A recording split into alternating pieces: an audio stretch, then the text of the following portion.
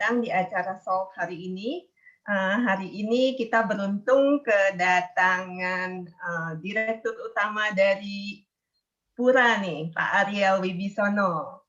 Terus begitu kita juga akan dapat insight dari Pak Agung Ramadoni ya, Senior Portfolio Manager di Samuel Asset Management. Bagaimana nih menyikapi market yang saat ini gonjang-ganjing ya, sangat volatile kayaknya sejak awal 2001 waktu bulan April sampai Desember kan kayaknya enak banget tuh marketnya. Terus begitu masuk 2001 pertengahan Januari mulai mulai bikin mabok kayaknya, banyak yang komplain gitu, banyak yang cerita kayak katanya ini baru beli terus begitu ternyata turun cut loss, di cut loss dia mental lagi gitu. Jadi banyak yang galau nih. Nah, mungkin nanti Agung bisa bantu ya. Oke, saya bacakan dulu CV-nya Agung. Agung ini punya lisensi WPPE, WMI, terus brevet AB ya. Terus begitu kami sama-sama juga waktu itu ngambil sertifikasi CTA ya. Dan sama-sama di organisasi AATI dan ya di AATI. Terus begitu Agung ini waktu tahun 2007 sampai 2009 itu jadi account eksekutif di Dana Reksa Securities. Terus tahun 2009 pindah ke CIMB Securities jadi equity sales sekaligus stock trainer ya. Terus pindah lagi ke tahun 2010 pindah ke The Origin Advisory sama Cipta Dana Securities sebagai junior advisor sama trader. Nah, terakhir ini Agung di Samuel Asset Management mulai dari 2013. Oke, Agung, waktu dan tempat saya persilahkan. Silakan. Baik, terima kasih Bu Visela atas kesempatan dan waktunya untuk kali ini atau di sesi ini saya mungkin lebih ke discuss atau sharing kira-kira seperti apa sih update terkini atau kondisi terkini dari pasar saham di tahun ini ya. Mungkin sebelumnya saya izin untuk share screen terlebih dahulu untuk materi. Sebentar.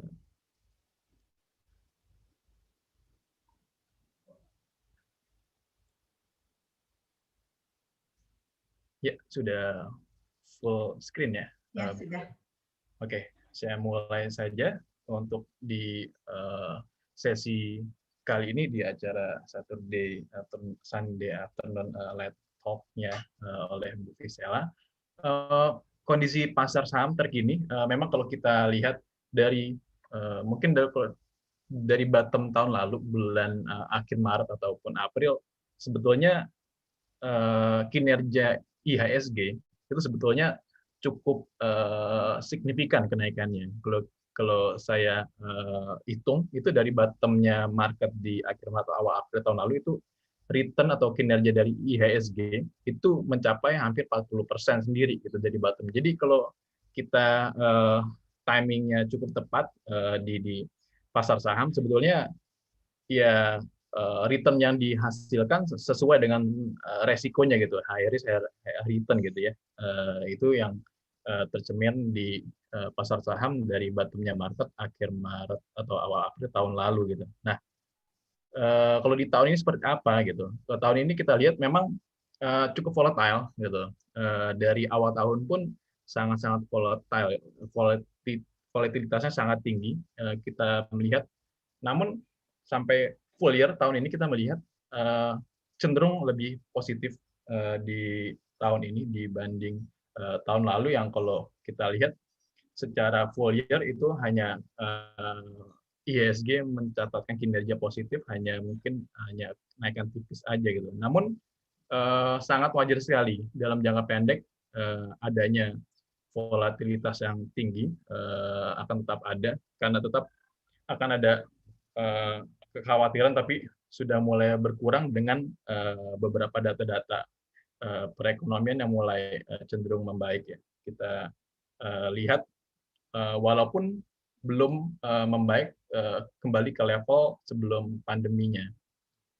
Nah, beberapa aset kelas penting yang perlu kita cermati diantaranya adalah yang pertama itu US equity saat ini sudah mencapai level all time high-nya memang secara valuasi pasar saham di US itu bisa dikatakan sudah cukup mahal. Ditambah lagi belum ada katalis baru dalam waktu dekat ini selain stimulus yang menggerakkan pun dari tahun lalu bottomnya itu pun masih tetap dari stimulus dan liquidity driven ya. Jadi ya kita harus melihat apakah stimulus itu translate into the economic actual-nya atau enggak gitu. Itu yang perlu kita cermati gitu. Kalau nanti kita lihat atau para ekonom melihat bahwa stimulus tersebut tidak translate ke dalam perekonomian aktualnya, nah itu yang perlu patut kita waspadai. Itu mungkin poin pertama. Yang pergerakan aset kelas kedua yang perlu dicermati adalah pergerakan harga komoditas yang relatif signifikan. Nah, kita ketahui Indonesia adalah salah satu negara komoditi base gitu. Jadi salah satu yang terbesar di emerging market juga. Jadi di mana pergerakan komoditas yang cenderung positif itu cukup memberikan dampak positif kepada emerging market, terutama salah satunya Indonesia yang negara komoditi base. Jadi harusnya tahun ini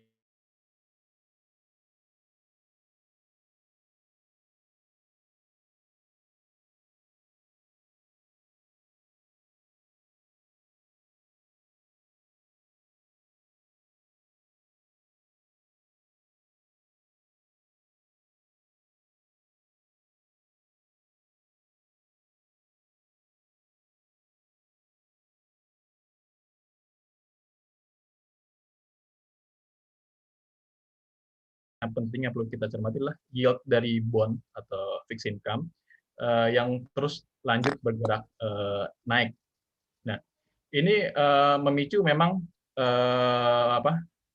central bank untuk mengadjust mereka punya suku bunga dengan yield bond yang terus bergerak naik karena ekspektasi inflasi yang sebelumnya sudah bergerak naik dan data-data inflasi aktualnya itu juga memang lanjut bergerak naik seperti di US sekarang sudah di level 1,7 gitu. Padahal threshold-nya udah di level 2% itu udah hampir mendekati. Jadi once mencapai mendekati atau 2% itu harusnya central bank mau nggak mau mengadjust mereka punya suku bunga. Pastinya pasar saham forward looking dan lebih dulu mengantisipasi. Itu kenapa kejadian seperti dari awal tahun market yang choppy gitu, volatilitasnya yang tinggi karena pasar saham lebih dulu mengantisipasi bahwa akan adanya ini perbaikan ekonomi akan nantinya akan tapering atau tightening itu kenapa pasar saham lebih volatility di tahun ini gitu ya sejak awal tahun. Yang ketiga, yang keempat ya harapannya dengan adanya perbaikan perekonomian di US global ataupun di Indonesia sendiri harapannya akan ada valuasi re-rating gitu. Nah, dengan yang sekarang mungkin ekspektasi EPS growth atau earning per share pertumbuhan di IHSG tahun ini dari analis itu kurang lebih 30%-an tahun ini. Tapi kita perlu monitoring juga apakah angka tersebut deliver gitu. Kalau memang deliver harusnya valuasi IHSG di level sekarang yang nggak mahal-mahal banget, tapi kalau actual datanya itu di bawah ekspektasi, nah itu yang bisa menjadi resiko juga bagi investor bahwa valuasi IHSG ini sudah cukup mahal atau kemahalan bahkan gitu ya. Nah, di luar dari pergerakan aset kelas yang penting, ada juga beberapa data-data perekonomian yang perlu kita cermati, terutama dari US, perekonomian US. Kita lihat yang pertama ada inflation expectation yang masih di level tingginya, di atas 2% sekarang sudah dan bertahan. Sedangkan inflation actual-nya itu sudah bergerak naik terus dari data terakhir itu dari 1,4 menjadi 1,7 itu inflation di US. Namun masih sesuai ekspektasi para ekonom dan juga masih manageable menurut kita ya. Dan yang tidak kalah penting adalah data spread antara PPI production inflation dengan consumer inflation gitu. Itu spread-nya terus bergerak naik. Ini kenapa tidak kalah penting karena ini spread ini menggambarkan margin dari setiap perusahaan. Jadi dari harga production dengan harga di konsumen gitu ya. Jadi jika spread ini bergerak naik, artinya margin dari para emiten-emiten di bursa itu membaik. Tapi kalau dia spread ini bergerak turun, artinya margin-margin para emiten ini bergerak turun juga. Itu kenapa cukup penting spread dari PPI dan CPI ini perlu cermati juga ya. Namun data terakhir masih bergerak naik, artinya masih cukup bagus data-data dari inflation di US. Nah, data yang kedua yang tidak kalah penting juga ada dari labor market. Labor market mungkin lebih ya salah satu yang leading indicator juga beberapa data seperti data non-farm payroll atau angka gaji dari pegawai-pegawai di luar farmer ya. Itu lanjut rebound di US. Dan job permanent losers-nya juga mulai kembali flat. Jadi jika naik kurang bagus, turun itu bagus.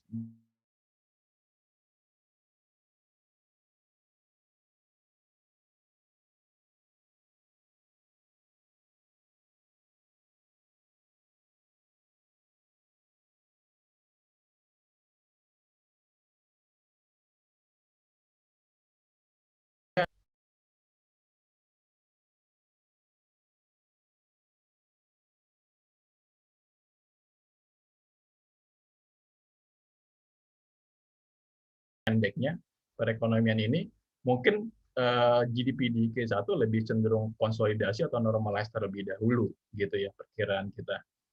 Nah, data selanjutnya adalah data yang lebih leading indicator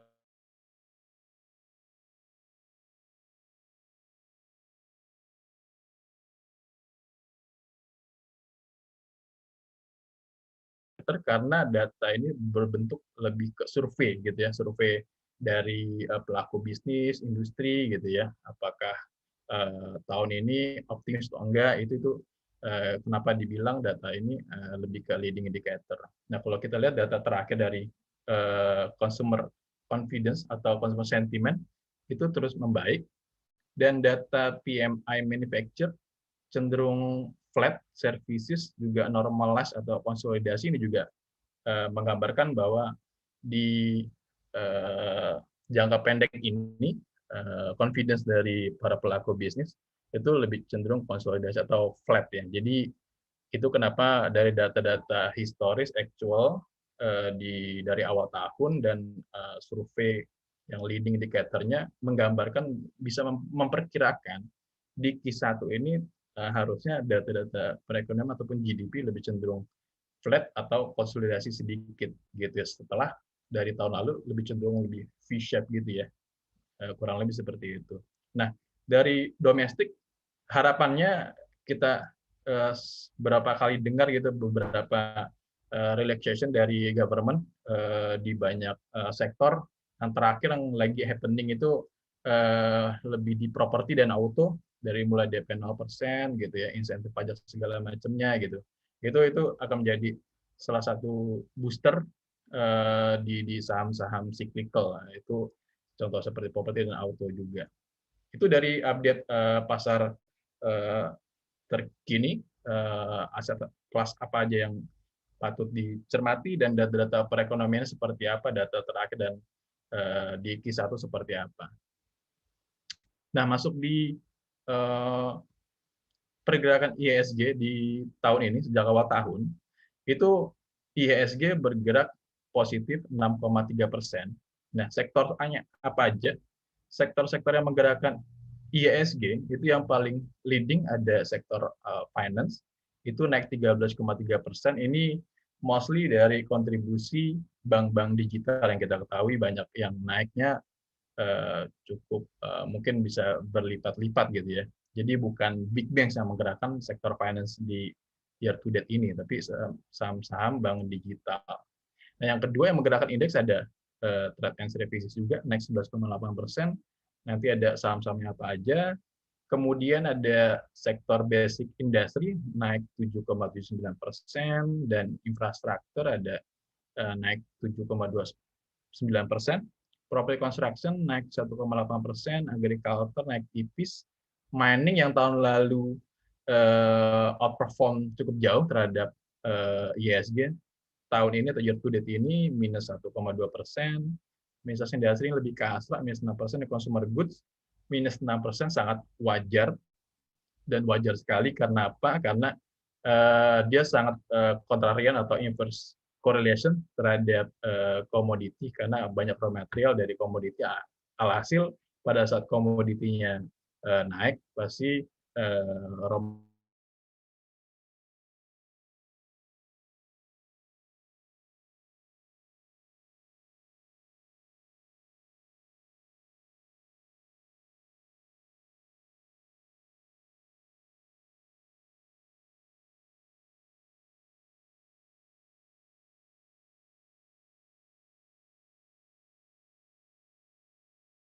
kita lihat dari awal tahun yang paling naik, yang kontribusinya paling besar terhadap IS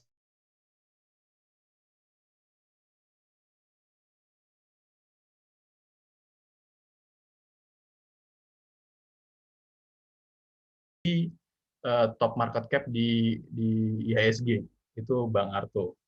Nah, kemudian ada Bank BRI, ada MTEK, ini ada saham bank, bank digital, DCII, TPIA, ada Bank Mega, ada Mandiri, NKP, Chemical, Tower, Telco juga ada, dan sebagian sebetulnya banyak saham-saham bank digital juga ada beberapa ya. Kalau yang negatif kontribusi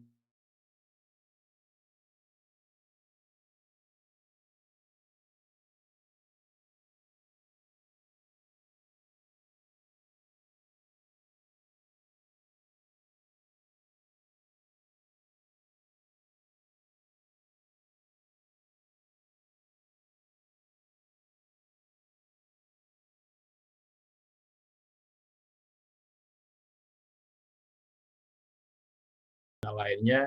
Jadi sesuai dengan perekonomian juga mungkin di awal tahun ini atau di Q1 ini perekonomiannya lebih cenderung konsolidasi atau normalize. Harga komoditas juga sudah cukup tinggi dari bottom-nya, jadi wajar jika ada normalize dulu atau konsolidasi terlebih dahulu. Begitupun dengan mata uangnya sendiri gitu dari negara-negara emerging market seperti Indonesia.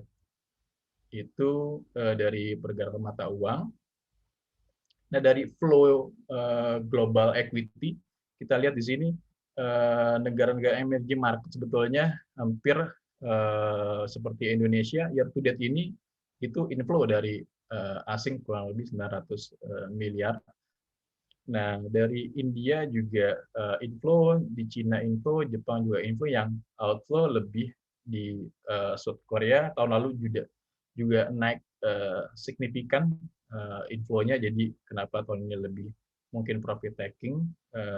Kita lihat lanjutnya ada Brazil, itu inflow di tahun ini, jadi wajar sekali dengan ekspektasi perbaikan perekonomian, investor global lebih cenderung mencari aset kelas yang lebih beresiko atau risk on di investor global. Nah, jika investor global sudah risk on, harusnya flow di beberapa emerging market terhadap development market lebih favor emerging market ketimbang develop, karena dari segi growth lebih tinggi dan yield yang dijanjikan juga harusnya lebih tinggi emerging market ketimbang develop market. Itu kenapa harusnya di tengah recovery perekonomian dan komoditas yang rally, harusnya di negara emerging market seperti Indonesia dari investor global mendapatkan inflow baik di equity maupun di bond. Namun di bond sempat inflow, dan terakhir karena yield di US naik cukup signifikan karena dikarenakan ekspektasi inflasi yang terus bergerak naik, alhasil gap-nya yield antara US dan equity itu cukup jauh. Nah, pada saat yield US equity naik eksponensial, nah mau nggak mau yield di Indonesia juga harus, dan emerging market-nya juga harus ngikutin gitu. Kalau enggak pasti akan terjadi outflow dan mata uangnya terdepresiasi. Itu yang terjadi kenapa di Indonesia year to date ini di tahun ini itu di bondnya asing lebih outflow karena tahun lalu sudah cukup banyak positioningnya di Indonesia bond gitu. Untuk dari bond seperti itu. Dari teknikalnya IHSG kita lihat, simply kita lihat pergerakan atau price movement-nya dari awal tahun sebetulnya cenderung ya nowhere to go, nggak kemana-mana juga sebetulnya, lebih cenderung ranging ya. Tapi kita lihat jangka pendek ini atau dalam seminggu atau 2 minggu terakhir lebih cenderung range-nya semakin mengecil gitu. Nah, begitupun dari Bollinger Band-nya itu juga cenderung mulai mengecil juga. Ini chart daily-nya. Ini harusnya jika sudah mulai mengecil begini akan ada pergerakan besar di depannya gitu. Either itu dia akan pergerakan besar ke atas atau ke bawah. Pastinya setelah Bollinger Band ini yang mengecil, itu biasanya itu ada pergerakan yang signifikan di kedepannya atau jangka pendek ini gitu. Jadi patut kita cermati jika dia mampu break atau tutup di atas 6375 di atas upper Bollinger Band-nya ini, ya mungkin bisa melanjutkan penguatannya at least sampai minimal 6.500 gitu atau lebih. Itu jika ke bawah kita lihat ya kita perlu tunggu juga apa dia break dari lower Bollinger Band atau enggak. Tapi terakhir ditutup kemarin hari Jumat itu di level 6358, sedangkan upper Bollinger Band itu 6375, 6372. Nah, itu kalau ditutup di atas level ini harusnya ada penguatan lanjutan ya dari IHSG sendiri. Itu dari teknikalnya IHSG. Nah, dengan investor global lebih risk on sejak tahun lalu, apakah tahun ini pilihannya lebih cenderung value stock kah atau growth stock kah? Nah, kalau value stock pastinya ini identik dengan mid to small cap stock ya, saham-saham mid atau small cap juga. Nah, kalau growth stock nih biasanya cenderung yang sudah lebih mature bisnisnya dan tidak terlalu volatile. Nah, itu kira-kira kalau harusnya sih tahun ini jika recovery-nya still on track, perekonomiannya harusnya itu masih tetap akan favor value stock seperti kita lihat kalau di slide ini atau chart ini, itu yang warna putih itu adalah MSCI World Value Index, yang orange ini adalah MSCI World Growth Index. Nah, jadi ini antara value kita compare dengan saham-saham di dunia yang growth stock-nya gitu ya. Yang di bawah itu adalah spread antara yang value dengan yang growth-nya. Nah, kalau dia bergerak naik artinya value stock itu lebih outperform dibandingkan dengan growth stock-nya. Kita lihat fenomena di tahun ini atau dari tahun lalu sebetulnya sudah kejadian, mulai ada investor lebih favor atau positioning-nya itu mulai akumulasi di saham-saham value atau mid to small cap ya. Nah, tahun ini itu kita lihat sudah mulai higher high dari spread antara value dengan growth stock di dunia.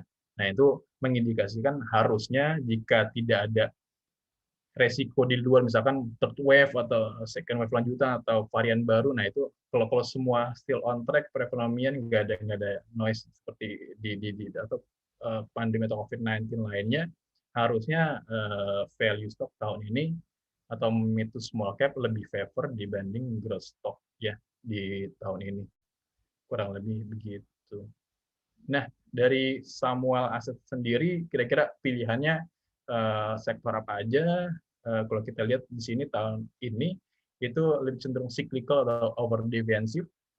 Jadi yaitu tadi seperti yang sudah saya sampaikan sebelumnya, jika recovery ini atau perekonomian still on track semua dan investor lebih risk on, harusnya cyclical lebih perform dibanding yang defensive stoknya, dan mid to small cap juga outperform, yang healthy balance sheet, liquidity, yang reasonable valuation-nya juga pastinya.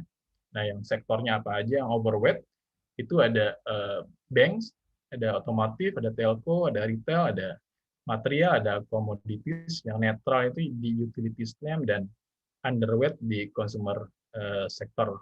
Mudah saja alasannya kenapa, karena ya kita harapannya komoditas lanjut menguat, karena sangat wajar sekali komoditas dari tahun lalu itu menguat signifikan, karena biasanya pada saat krisis itu para produsen atau ya produsen komoditas itu menghentikan exploration-nya, itu produksinya.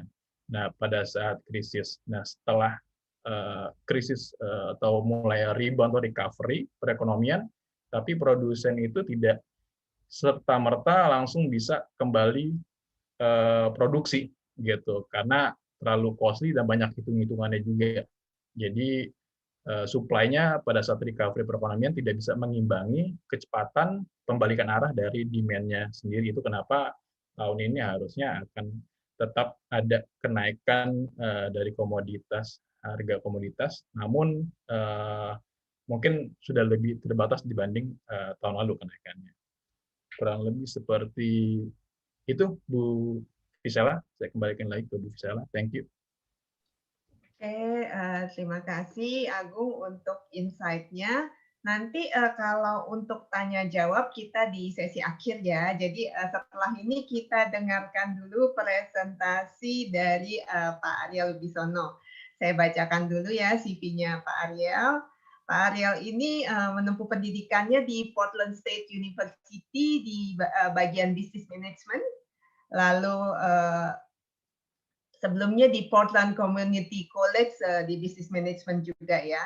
Nah, karirnya Pak Ariel ini dari tahun 2007 sampai sekarang itu sebagai Direktur Utama PT Raja Wali Dwi Putra Indonesia.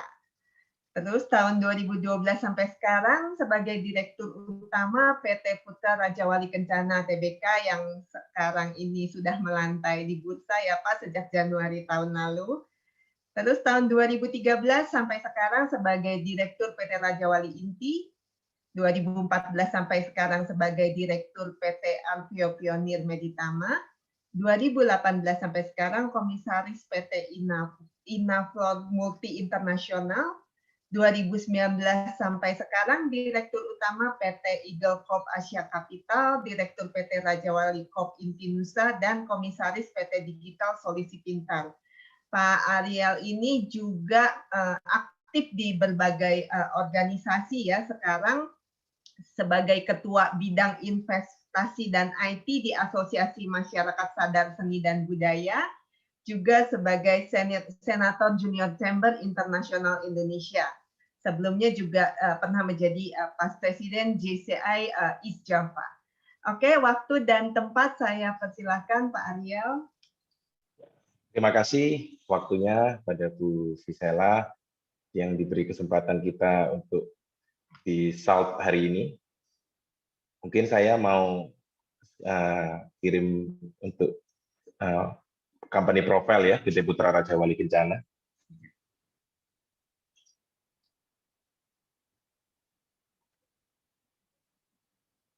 Ya. Kami PT Putra Raja Wali Kencana Tbk merupakan perusahaan transportasi logistik yang memiliki visi menjadi perusahaan intralogistik dan multimoda terbesar di Indonesia. Dan misi kita adalah menjadi mitra strategis baik pemerintah dan industri swasta dalam hal pendistribusian dan pengiriman barang di sektor pembangunan dan komoditas nasional, serta menjadi bagian mitra industri di dalam pendistribusian dan pengiriman barang yang berkomitmen secara profesional, cepat, dan aman, serta menjadi perusahaan multimoda di dalam pengiriman dan pendistribusian barang. Nah, saya juga, mungkin saya tambahkan tadi ya Bu Visela, 3 tahun lalu tepatnya, saya juga merupakan Ketua Asosiasi Pengusaha Truk Indonesia, kebetulan menjabat di DPD Jawa Timur, dan berakhir di tahun 2020. Ya, next. Next, tadi sudah dibacakan oleh Bu Visela. Nah, sekarang PT Putra Raja Wali Kencana, kita baru listing di tahun 2020, tepatnya di 29 Januari. Nah, sekarang sudah 1 tahun lebih, dan kita mengoperasikan armada, current posisi sekarang 205 unit truk. Next. Ya, next. Nah, ini posisi per 1 Maret untuk kepemilikan saham. Di publik ada 42%.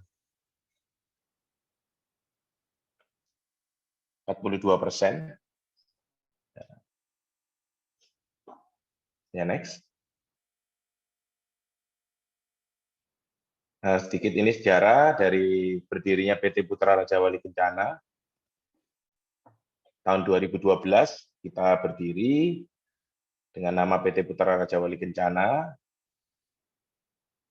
Next. Nah, kita start dari 64 unit kendaraan, dan sekarang 205 kendaraan.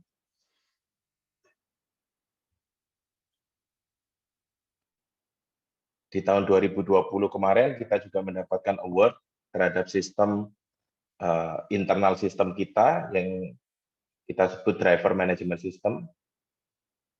Ini proyek portfolio barang komoditas. Ada pembangunan infrastruktur, sarana prasarana, komoditas material, finish good, serta komoditas raw material. Next. Kita mulai di sektor logistik, mulai dari level upstream, downstream, distribusi, untuk semua keperluan komoditas nasional industri. Ini kita menggunakan sistem Enterprise Resource Planning, ERP system. Next. Nah, ini salah satu award yang kita dapatkan kemarin, pandemi, itu kita berpartisipasi dalam pengembangan sistem informasi dan teknologi, digitalisasi. Nah, kita juga tergabung di dalam perusahaan multimoda, salah satu grup usaha kita atas nama PT Raja Wali Dwi Putra Indonesia sudah mengantongi izin multimoda. Jadi swasta ada 2, salah satunya kita yang mengantongi izin usaha badan usaha angkutan multimoda. Next. Jelas ini juga arahan daripada pemerintah untuk mewujudkan logistik nasional melalui Sisloknasnya, bagaimana logistik itu bisa efisiensi secara cost, terhubung antara hub-hub satu dengan hub-hub yang lain, baik regional maupun nasional. 6 faktor Sisloknas itu tadi, kalau ada komoditas penggerak utama, ada pelaku jasa logistik, infrastruktur transportasi, teknologi informasi komunikasi, manajemen sumber daya manusia, dan regulasi, serta kebijakan pemerintah. Next. Ini juga merupakan keunggulan kompetitif kita sendiri. Kita ada pembuatan karoseri pendukung utama daripada aset-aset kendaraan kita. Next. Ya, ini next. Nah, ini saya juga kemarin terpilih salah satu Demand of the Year dari award dari Gatra tahun 2020 dalam rangka di bidang transformasi dunia transportasi angkutan barang. Next.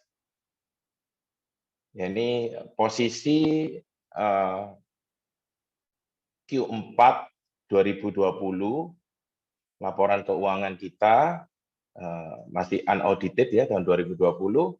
Total aset kita sudah mencapai 452 miliar, meningkat terus dibanding tahun lalu. Next.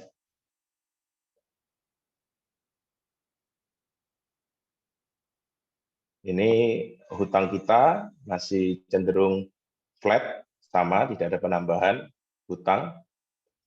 Next. Pendapatan kita di Q4 mengalami peningkatan sebesar 8,5%, jadi kita masih bisa ada mencatatkan pertumbuhan di tengah-tengah pandemi ya. Next. Dan kita net profit juga masih bisa mencatatkan double digit 26,1%, ya, dari 5 miliar menjadi 6 miliar 387. Nah, ini perbandingan kita, HPP kita juga cenderung cukup konsisten, stabil. Ya, next. Nah, ini pertumbuhan EBITDA kita juga mengalami peningkatan dari tahun ke tahun, dibanding tahun 2019 lalu. Dari 23 miliar 500 ke 29 miliar 102. Nah, ini juga utilisasi kendaraan kita serta rata-rata umur armada kita. Jadi ini ada kita sampaikan proyeksi kita ke depan. Jadi bagaimana kita mengelola utilisasi aset kita untuk mengantisipasi depresiasi karena heavy equipment. Jadi kita akan mengoptimalisasi utilisasi produktivitas serta menjaga umur kendaraan.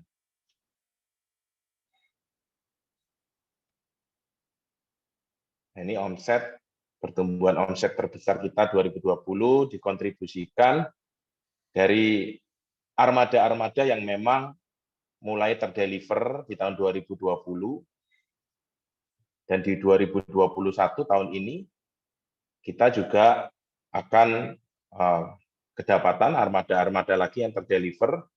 Rata-rata umur armada tersebut di bawah 10 tahun, sehingga akan mengkontribusi meningkatkan pendapatan yang cukup signifikan dari tahun ke tahun.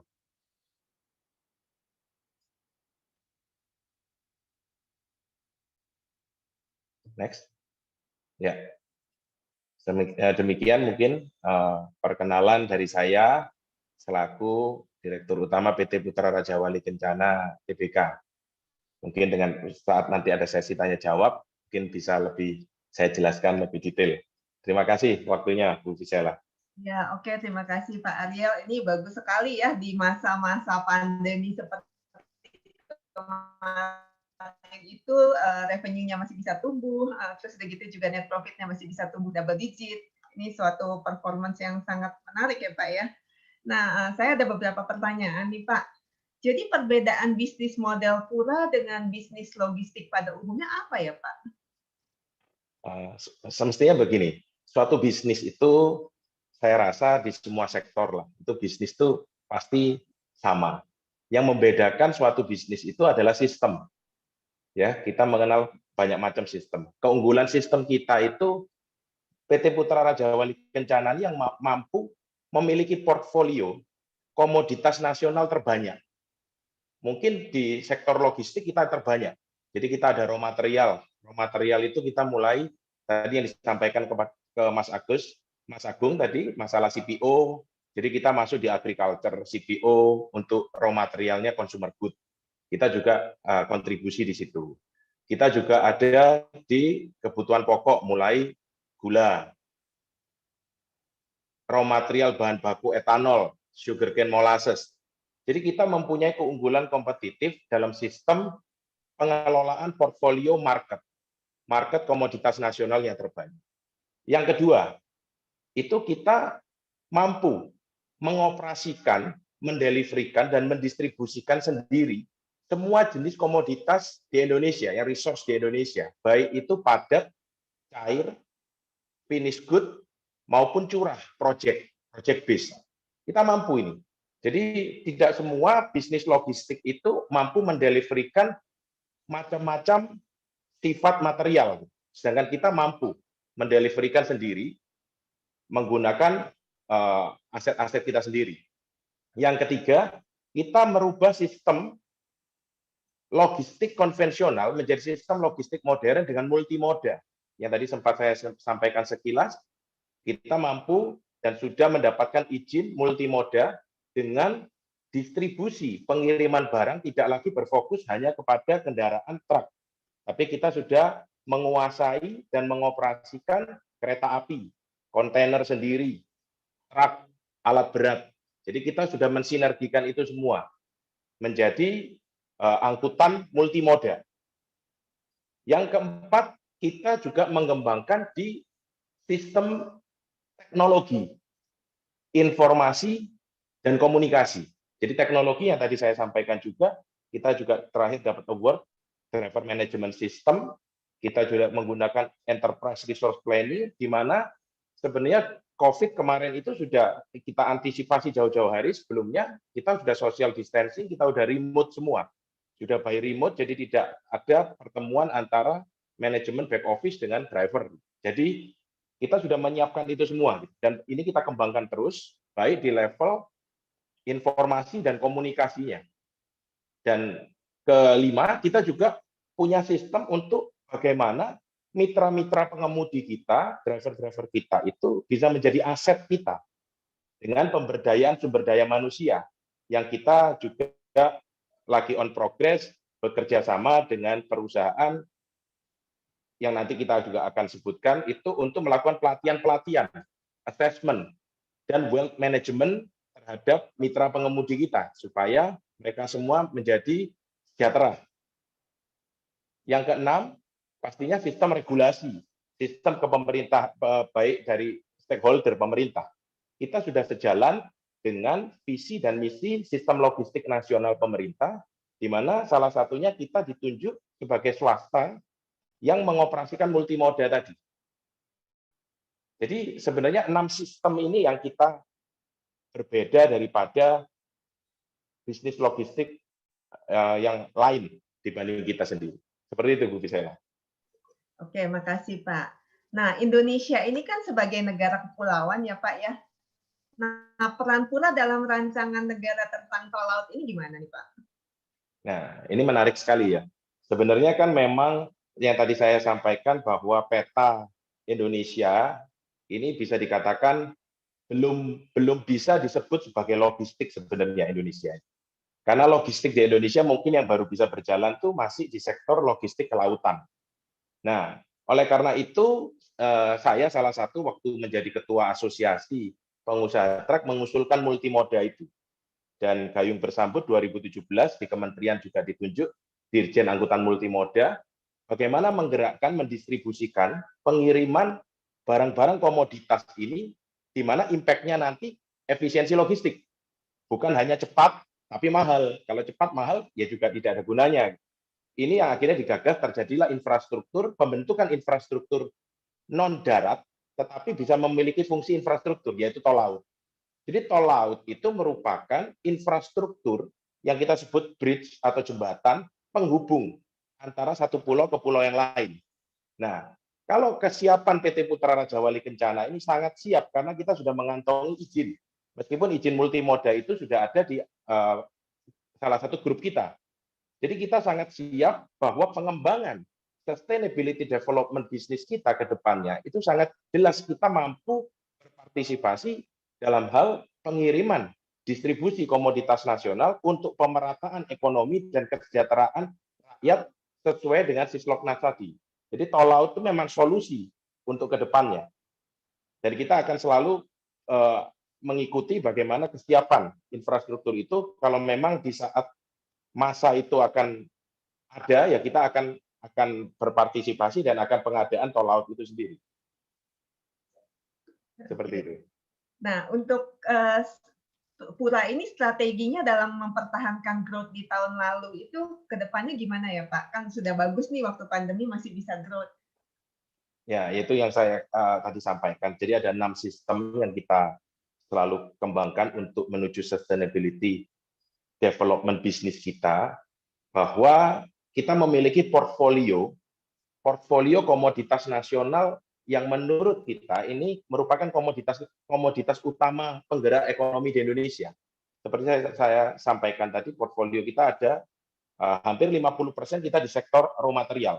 Jadi raw materialnya consumer good, raw material untuk infrastruktur. Jadi kita partisipasi di situ. Dan perluasan dan kita perbanyak portfolio ini, itu yang merupakan salah satu tujuan kita. Dan termasuk bagaimana kita mengatasi efisiensi. Jadi di era sekarang ini kan untuk mempertahankan bisnis dan mengembangkan bisnis itu kan harus kolaborasi bagaimana sistem bisnis kita ini bisa menghasilkan efisiensi dan meningkatkan revenue. Kalau dulu kita belum mengenal digitalisasi atau belum mengenal konsep ekosistem, itu hanya bisa mengenerate leverage revenue gitu, meningkatkan revenue pendapatan aja. Efisiensi mungkin soon gitu ya. Tapi sekarang kan tidak bisa seperti itu. Oleh karena itu kita melakukan 2 hal yang bersamaan. Satu, merubah konsep bisnis logistik ini menjadi bisnis multimoda dengan mengoperasikan moda-moda transportasi lain di bawah satu konsolidasi bisnis. Jadi ada kereta api, ada truk, ada alat angkut, diimbangi dengan sistem teknologi informasi komunikasi yang akan membantu efisiensi itu.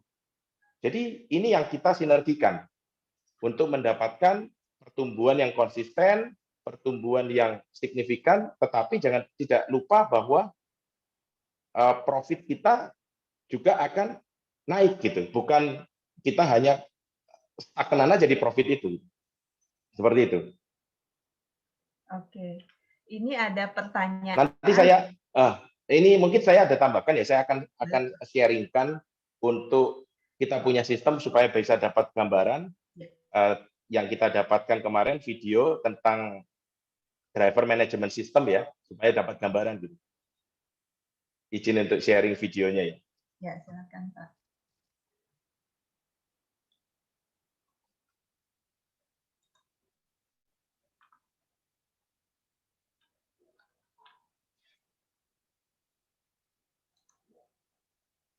Nah, kita menggunakan sistem operation-nya ini, driver management system, di mana untuk kita menjaga konsistensi, kecepatan dalam mendelivery, kecepatan dan akurasi di dalam operasional antara driver, back office, dan konsumen. Dan kita integrasi bagaimana surat jalan dokumen itu juga bisa cepat gitu.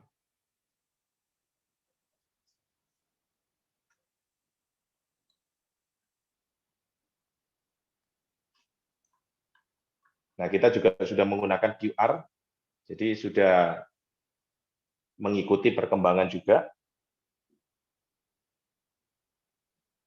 Jadi mengurangi miskomunikasi juga antara pihak operasional dengan mitra driver kita. Ini sekilas driver management system. Saya juga izin sharing tentang apa itu multimoda yang bisnis yang dimiliki oleh bisnis grup kita.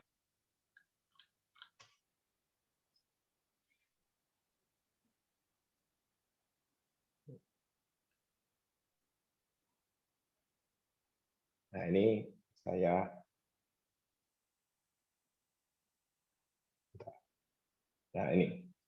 Berikut nih cara pendeliverian kita dengan logistik yang baru. Jadi kita tidak mendeliverikan secara konvensional.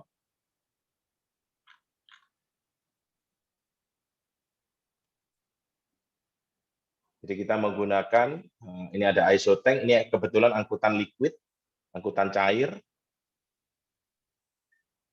Jadi kita berkoneksi operator sebagai kendaraan truk, berkolaborasi dengan operator kendaraan kereta api, di mana kita sebagai operasionalnya. Nah, ini di jalur kereta api, ini kontainer yang kita miliki sendiri, truk yang kita miliki sendiri, dan kereta api juga yang merupakan, ini alat berat juga kita sendiri. Nah, ini dengan kereta api yang dioperasikan oleh kita sendiri. Jadi supaya mendapat gambaran apa itu multimoda dengan konsep supaya tidak lagi kita terhambat turnover adanya force major seperti banjir, jembatan putus, kemacetan, yang dimana itu cukup sering terjadi di Indonesia yang tidak kita bisa antisipasi. Dan mungkin satu lagi, kita juga ada pengembangan untuk media komunikasi yang kita sebut namanya pengemudi, di mana ini bertujuan untuk ke depan sistem pemberdayaan sumber daya manusia itu menjadi aset suatu perusahaan. Itu kita lagi mengembangkan sistem ini. Ini namanya pengemudi, bagaimana pengemudi dengan pengusaha dan pemerintah itu saling mensupport untuk menghasilkan SDM yang berkualitas. Ya, next. Next. Nah, ini nanti kita mulai screening, rekrutmen untuk driver-drivernya menggunakan spesialisasi assessment daripada driver tersebut, di kemampuan-kemampuan driver tersebut. Next. Nah, ini kita juga bekerja sama dengan Kementerian Perhubungan dalam edukasi, sosialisasi tentang pentingnya keselamatan, safety driving, dan segala macamnya. Next. Ya, next. Nah, kita juga akan melakukan penilaian-penilaian terhadap driver-driver yang berprestasi. Next. Ya, next. Ya, next.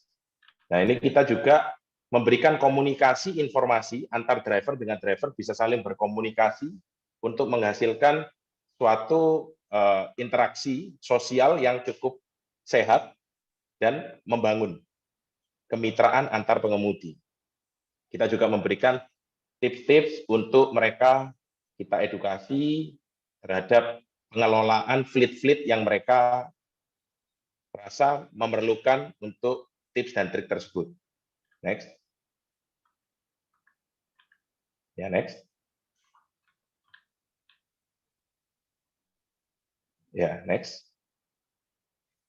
Ya, udah. Jadi itu yang tadi saya sampaikan secara narasi, ini tadi saya sampaikan gambarannya supaya, karena ini merupakan bisnis model baru, multimoda juga bisnis model baru, dan kita salah satu yang dapat izin, jadi swasta, operator swasta pertama kita. Kalau izinnya kita swasta kedua, operator pertama kita, jadi kalau saya selama ini cuma menyampaikan secara narasi, mungkin tidak dapat gambaran, jadi saya coba tadi sampaikan detail yang operasional yang kita lakukan, ya bisnis model seperti apa, menjawab pertanyaan nomor 1 dari Bu Visela. Ya, lebih seperti itu. Nah, ini ada pertanyaan dari Pak Rudi Salim, Pak. Ini kapan mulai multimodanya, Pak? Efeknya terhadap perusahaan berapa besar? Jadi sebenarnya begini, multimoda itu kan didapatkan izinnya di PT Raja Wali Dwi Putra Indonesia. Jadi kita ini membentuk namanya ekosistem. bisnis kita sekarang, PT Putra Raja Wali melakukan bisnis afiliasi dengan Raja Wali di Putra, menghadirkan portfolio market yang cukup besar. Kita memperbanyak portfolio market, komoditas nasional kita banyak. Ke depan kita ada kemungkinan itu melakukan corporate action, mungkin merger acquisition, untuk menghasilkan satu kontribusi logistik yang lebih besar lagi untuk kita bisa mengkonsolidasi itu, sehingga mendapatkan keuntungan bahwa bottom line serta fleet kita itu sudah terdiversifikasi. Sebagai contoh begini, Putra Raja Wali Kencana akan mengelola aset-aset yang bersifat produktif. Mungkin bisa dikatakan truk, habis itu kapal kargo, kapal kontainer misalnya ya. Nah, lalu di PT yang akan kita merger acquisition itu mereka mengelola sebagai operator kereta api, operator tol laut yang tadi Bu Visela sampaikan, apa kesiapan itu operator tol laut, karena kita sudah mendapatkan license itu. Nah, dua bisnis ini yang akan bersatu untuk menghasilkan sistem logistik nasional sesuai dengan visi pemerintah tadi. Gambarannya seperti itu. Oke, ini ada pertanyaan lagi, Pak, dari Pak Stefanus. Izin tanya, Pak, izin multimodanya tadi atas nama PT Raja Wali Putra Indonesia, yang mana seingat saya adalah induk perusahaan. Apakah nanti ada pengaruhnya pada Pura apabila multimoda nanti dijalankan? Oh, itu juga tadi kayaknya sudah terjawab ya, Pak. Ya, pengaruhnya positif dengan Putra Raja Wali Kencana, karena di bisnis logistik ini kan memang efisiensi itu kan kita harus bisa menguasai ekosistem supply chain. Ya, supply chain system management ini harus kita bisa kuasai. Bagaimana menguasai itu, kita sudah pasti melakukan bisnis konsolidasi, di mana kita harus mampu mengembangkan ini untuk mencapai sustainability development. Jadi ya kita pastinya nanti ke depannya akan ada corporate action. Nah, apa tuh Pak corporate action-nya, Pak? Ya, itu ya kita pasti memperbesar kita punya value perusahaan pastinya. Putra Raja Wali Kencana merupakan salah satu strategi kita masuk ke pasar modal, karena pertama kita ingin mengenalkan bisnis logistik pada umumnya dulu. Habis itu baru kita mengenalkan perubahan transformasi bisnis logistik ke depan. Karena kalau kita kembali flashback ke dulu ya, kalau dulu di sektor retail lahirnya Tokopedia, sekarang mungkin orang semua paham tuh Tokopedia dengan konsep medianya seperti ini, teknologinya. Mungkin pertama kali dulu Tokopedia merintis teknologi itu, semua orang tidak sadar itu. Apa sih konsep ke depannya? Ya mungkin sekarang sudah sadar dengan kita sebut marketplace, gitu. Sudah umum itu bahasa-bahasa itu. Di logistik ini tidak umum. Makanya kalau kita mulai mengenalkan dulu dengan mulai dari konvensionalnya, baru kita merubah ini menjadi konsep ya tanda kutip ya milenial gitu ya, itu mungkin baru bisa diterima gitu. Nah ini yang kita lagi atur corporate action dan strategi seperti itu. Tetapi secara grup kita sudah menguasai semua ekosistem dan supply chain itu. Dan kita sudah memiliki itu. Kita tinggal menggabungkan itu sebenarnya. Tetapi kita perlu edukasi dulu ke investor-investor, ke publik, tentang perubahan bisnis logistik ke depan. Karena bisnis logistik di Indonesia ini sangat-sangat masih konvensional. Ini yang harus ada terobosan-terobosan baru, dan itu sudah pasti kita yang melakukan itu gitu. Seperti itu gambarannya. Tapi belum bisa dikasih tahu nih Pak ya, corporate action-nya apa ya Pak? Ya kita ada rencana mungkin ya dalam tahun-tahun ke depan kita akan ada akuisisi ya. Ada akuisisi mungkin sister company kita, di mana secara size, secara bisnis itu jauh lebih besar dari Putra Raja Wali Kencana. Jadi mungkin kita akan menggabungkan tepatnya kedua perusahaan ini menjadi satu perusahaan logistik yang akan mampu bersinergi dengan pemerintah menuju sistem logistik nasional yang harapannya pemerintah 2025 sudah bisa jalan. Ya kita juga berharap dengan ya tadi pertanyaan Ibu, tol laut, terus multimodanya itu kita juga berharap 2025 kita bisa menguasai itu dan memiliki itu semua. Karena Nah, kita sudah langkah ketiga, kita sudah ada kereta api ada, truk ada, alat berat ada, kontainer ada, ya tinggal tol lautnya aja nih. Tinggal kapal lautnya aja nih. Tinggal satu langkah lagi itu. berarti nanti semua dikuasai ya, Pak. Ya, harapannya begitu. Nah, ini nanti mengenai akuisisi nih, ada pertanyaan dari Pak Rudi Salim. Apakah ada kemungkinan RDPI bakal diakuisisi oleh Pura? Jangan-jangan itu ya Pak yang mau diakuisisi. Ya, kalau ada kemungkinan ya saya jawab, ya ada kemungkinan. Tetapi kapannya belum bisa kita informasikan ya. Karena memang kita juga lagi menunggu ya infrastruktur pembangunan daripada pemerintah dan arah roadmap logistik nasional pemerintah. Tetapi kemarin kita juga sudah bersinergi dengan Kementerian Perhubungan, dan kemarin juga multimoda secara online dari kementerian juga turun di kita, baru kemarin tanggal 4 Maret kita sudah sah resmi dari menteri sendiri, keputusan menteri kita dapat, dan dari perizinan juga kita dapat. Nah, ini kan kita lagi didorong oleh pemerintah untuk mewujudkan sistem logistik nasional. Dan mungkin ini informasi aja, pemerintah lagi berkonsolidasi dengan kita untuk pelaku-pelaku dan pakar-pakar logistik nasional itu mendukung melalui Pura itu untuk mewujudkan Sisloknas itu. Ya, moga-moga dukungan dari pemerintah ini akan membantu kita lebih cepat untuk lakukan corporate action. Oke, semoga tercapai ya Pak. Nah, Ya. ini ada pertanyaan dari Pak Muhammad. Apakah benar kabar untuk Putra Raja Wali Kencana menjadi distribusi vaksin nasional? Jadi sebenarnya begini, bisnis portfolio yang tadi saya katakan, kita ini paling siap, merupakan perusahaan logistik di Indonesia yang paling siap menerima segala jenis komoditas. Maksudnya apa? Kita mampu mendistribusikan apapun itu, baik itu vaksin, baik itu liquid, dan saya katakan liquid ya, CPO, General Chemical, etanol, dan segala macam, baik itu project based, infrastruktur, ya, itu kita paling siap. Jadi masalah distribusi vaksin, kita memang lagi berkomunikasi terus intens dengan Kementerian Perhubungan, karena itu ada izin usaha khusus, ada izin khusus untuk pendistribusian itu.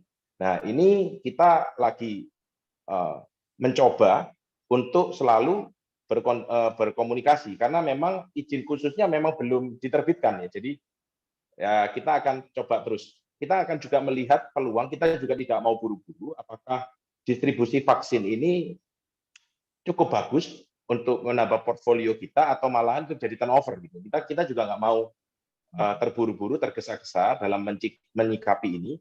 Tetapi sekali lagi saya katakan, Putra Raja Wali Kencana merupakan perusahaan logistik yang paling siap, yang paling mampu dan paling bisa untuk mendistribusikan apapun itu, bukan hanya vaksin. Apapun jenis komoditas yang lagi booming, yang tadi Mas Agung sampaikan, CPO booming, kita juga pasti bisa terdampak positif.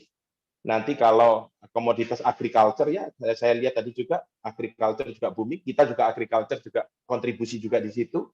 Nanti kalau ada energi, etanol, kita juga kontribusi di situ, metanol kita juga kontribusi di situ, terus FAME, fatty acid methyl ester kita juga kontribusi di situ. Jadi cukup banyak portfolio komoditas kita itu. Jadi ya kalau vaksin dikatakan ya why not gitu ya. Cuman kita lagi-lagi kita harus berkomunikasi intens dengan pemerintah, apakah distribusi itu memang diperlukan dengan melibatkan perusahaan-perusahaan logistik.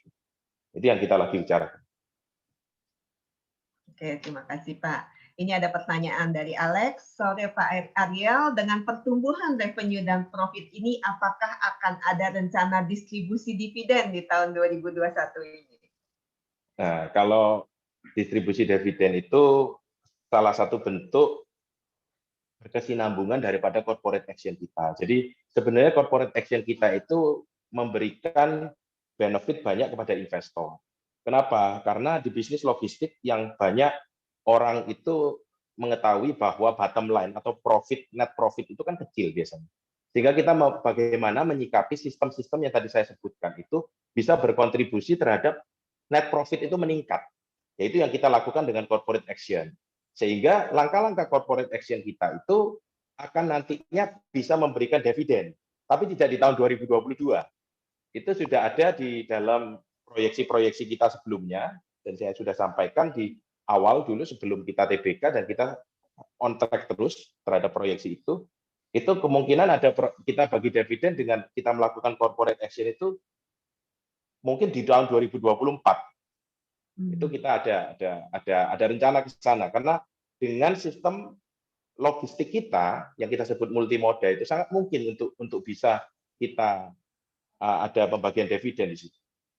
Jadi kita lagi-lagi dengan bisnis konsolidasi bahwa net profit kita tidak, bottom line kita tidak lagi seperti industri logistik pada umumnya, gitu, tetapi berbeda, gitu. Karena kita logistik multimoda, seperti itu yang saya. Oke, jadi sementara belum ya, karena lagi konsolidasi dulu ya Pak, harus nunggu nanti. Ya, betul. Oke, nah upaya-upaya apa aja nih yang udah dilakukan perusahaan dalam hal efisiensi Pak untuk kedepannya? Ya cukup banyak sekali sih sebenarnya untuk efisiensi. Pertama, kita mengelola aset-aset kita dengan cara menjaga rasio utilisasi produktivitas kendaraan kita. Sehingga tadi yang saya sampaikan, kita menjaga, kita membeli itu kendaraan-kendaraan yang di bawah 5 tahun. Kedua, kita juga mengelolanya. Mengelolanya maksudnya apa? Di tahun 2022 nanti, kita juga ada peremajaan kendaraan supaya terjadi efisiensi dan depresiasi yang terukur. Ketiga, kita melakukan beberapa hal corporate action yang akan mendongkrak kita punya revenue dan menambah basis market kita. Otomatis secara net profit kita juga akan meningkat. Yang keempat, tentang bagaimana kita melakukan digitalisasi yang kita sebut logitech ya mestinya ya, logistik teknologi ya. Saya mencoba untuk bertransformasi sustainability development-nya logistik ini ke depan dengan teknologi-teknologi yang kita rasa sangat berkontribusi banyak terhadap efisiensi. Jadi langkah-langkah ini contoh konkretnya seperti ini. Yang pernyataan saya yang pertama mengenai utilisasi produktivitas dengan menambah kendaraan di bawah 5 tahun, itu akan ada terjadi efisiensi, penghematan salah satunya contoh di komponen spare part ban. Itu akan terjadi penghematan di situ. Ya, di HPP itu sudah pasti terjadi penghematan. Dengan efisiensi terhadap digitalisasi tadi, itu akan ada penghematan di waktu. Jadi revenue-nya akan meningkat karena kecepatan. Ketiga, multimoda yang tadi saya katakan dengan kita melakukan penggabungan atau merger suatu perusahaan, itu pastinya akan meningkatkan kita punya revenue dan akan memberikan kontribusi terhadap servis kita, yaitu lebih cepat dan konsisten. Yang penting di dalam bisnis logistik itu konsistensi. Konsistensi ini yang agak sulit, terutama di Indonesia, yang dimana infrastruktur belum jadi total, belum terhubung dari Sumatera dan belum merata, ini agak sulit. Oleh karena itu memang kita satu-satunya yang memikirkan multimoda untuk melakukan konsistensi terhadap servis kita. Nah, servis ini kan yang harus dijaga. Nah, hal-hal seperti ini yang kita selalu kembangkan terus. Makanya kita sebut namanya logitech ya, logistik teknologi. Untuk bisa mencapai apa yang kita harapkan, yaitu peningkatan revenue, peningkatan laba, efisiensi, dan sustainability. Seperti itu. Kalau untuk nekan beban depresiasi gimana tuh Pak? Kan asetnya itu kan asetnya depresiasi semua tuh, Pak. Nah, ini menarik nih bicara depresiasi ya. Sebenarnya itu suatu bisnis itu bukan dilihat dari asetnya. Ya, tidak ada gunanya aset apresiasi tetapi bisnisnya merugi. Ya, dengan bisnis yang asetnya depresiasi tapi bisnisnya untung. Nah, maksudnya begini. Itu kan lagi-lagi bagaimana kita menyikapi sistem kita untuk bisa menjaga, karena depresiasi tidak bisa dihindari, tetapi harus dijaga bagaimana rasio-rasio dalam depresiasi. Oleh karena itu yang tadi saya sampaikan, satu, kita pemilihan aset yang benar. aset yang benar, contohnya kita dengan kajian-kajian kita bahwa pemilihan pengadaan kendaraan baru, umur kendaraan, serta brand kendaraan itu juga menjadi concern kita untuk kita bisa menjaga depresiasi itu konsisten. Kedua, dengan peningkatan portfolio market. Portfolio market itu kan juga akan membentuk satu ekosistem wilayah distribusi. Misal nih, contoh TPO. TPO itu paling banyak distribusinya di Pulau Jawa secara distribusi. Secara upstream, mungkin dia ada di Sumatera, ada di Kalimantan. Hal-hal seperti ini kita pemetaan yang kita sebut portfolio market distribusi, baik di level downstream, upstream, maupun di level distribusi. Itu kita klasifikasi berdasarkan umur-umur kendaraan kita yang tadi saya sebutkan, menjaga utilisasi produktivitas kita. Jadi cara-cara kita mulai dari pemilihan aset, sistem digitalisasi, serta perluasan pasar dan penambahan portfolio komoditas nasional kita, itu cara-cara kita menekan depresiasi kita. Oke, Seperti itu. Ya Pak. Ini tadi Alex bilang terima kasih Pak, mapping projection-nya sudah jelas ke depan katanya. Ya, terima kasih. Nah, strategi Pura menghadapi persaingan bisnis angkutan barang itu gimana Pak, mengingat cukup banyaknya kompetitor? Nah, ya persaingan sekali lagi saya katakan kita ini bisa dikatakan 5 langkah ya di depan kompetitor ya. Kenapa? Karena angkutan barang kita tidak berfokus kepada angkutan truk aja. Jadi sebenarnya bisa dikatakan di tahun 2021 ini Putra Raja Wali Kencana ini sudah berbisnis secara afiliasi menjadi multimoda gitu. Jadi bukan angkutan barangnya kita hanya dengan truk aja. Jadi ya menurut saya kita tidak terlalu khawatir ya, karena pengembangan daripada bisnis logistik ini kita sudah bisa dikatakan 5 langkah di depan ya. Dan kita sudah melakukan dengan kereta api sendiri, kita dengan kontainer kita sendiri, bahkan dokumen pengirimannya kita itu juga dengan dokumen kita sendiri, bukan lagi dokumen seperti ekspedisi konvensional dulu. Itu kan dia add-on, dia sewa sini, sewa sana, sewa operator ini, sehingga logistik cost-nya besar. Kalau kita ini hanya transformasi, jadi reformasi dari bisnis model lama menjadi bisnis model baru tanpa freight kita itu naik. Kita tidak membebani konsumen kita itu sesuatu cost yang lebih gitu. Nah, tetapi kita mendapatkan impact daripada kecepatan, servis, dan terutama yang paling penting volume. Volume dengan kita mampu menguasai moda-moda transportasi pengiriman angkutan darat, otomatis kita memenangi persaingan pasar dengan volume kita yang cukup meningkat cukup banyak gitu. Di tahun 2021 ini aja baru kita mendapatkan beberapa kontrak baru lagi. Jadi sebenarnya kontrak-kontrak kita ini kan based on volume, ya, volume yang meningkat terus. Jadi sekali lagi memenangi pasar ini bagaimana kita memiliki sistem yang mampu menguasai portfolio komoditas nasional sebanyak mungkin. Itu kuncinya. Jadi ekspektasi revenue untuk tahun ini pertumbuhannya gimana nih Pak? Kira-kira berapa persen?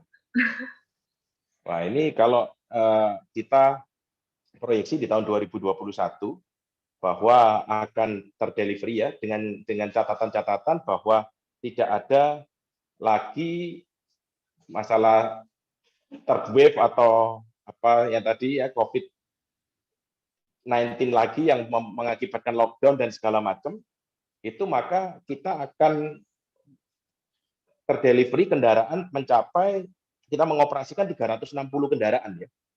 Nah, itu kemungkinan revenue kita bisa naik sampai 100% lebih itu.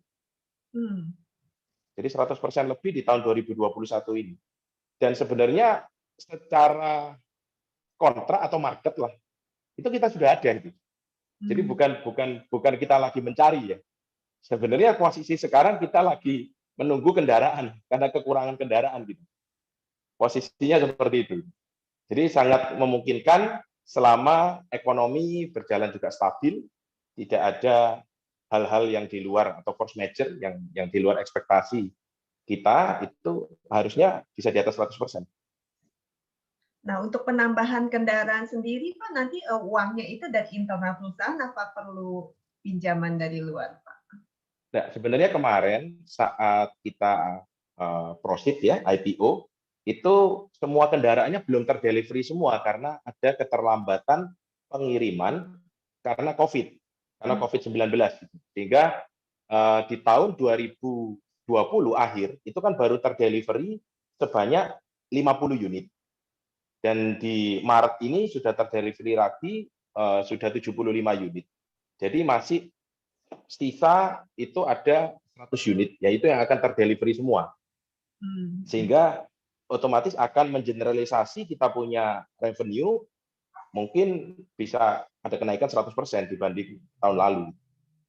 Oke, berarti dananya dari yang IPO kemarin ya, Pak, ya? Karena saya lihat Betul. utangnya juga bagus banget tuh di tahun kemarin tuh nggak nambah, tapi kan armadanya nambah.